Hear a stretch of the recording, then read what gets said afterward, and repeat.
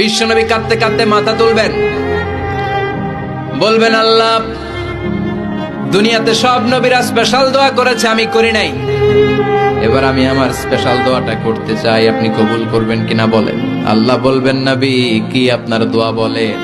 বিশ্বনবী বলবেন, আমার একটা উম্মত যার অন্তরের মধ্যে যাররা পরিমাণ ঈমান আছে, একবার আপনারে আল্লাহ বলে ডেকেছে, একবার আমি বিশ্বনবীর উপর দুরূদ পড়েছে, একবার শাহাদাতের বাণী আমার যে গুনাহগার উম্মত দুনিয়ার বুকে থেকে ঘোষণা দিয়েছে, ওই একটা উম্মত যদি জান্নাতে ঢুকতে না পারে, আপনি আমারে জান্নাতে ঢুকাতে পারবেন না।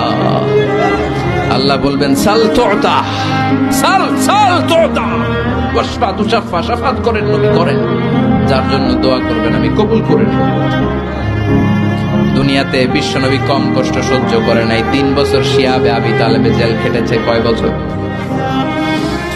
দুর্ভিক্ষের বছরগুলোতে বিশ্বনবীর পেটে দানা পানি ছিল না। কলিজার টুকরা হাসান হুসাইন কই মাছের মতো ছটফট করেছে, জামিনে ক্ষুধার জ্বালায় বেহুশ হয়েছিল। বিশ্বনবী যদি ওই স্পেশাল দোয়াটা করতেন, জান্নাত থেকে খাবারের বস্তা পাঠিয়ে দিত কে? ওই দোয়া করছিলেন? জেলখানায় আল্লাহরে বলছিলেন, আল্লাহ স্পেশাল দোয়া করলাম, জেল থেকে মুক্ত করে দেন, করছিলেন? যুদ্ধের ময়দানে নিজের দাঁত ভেঙেছে।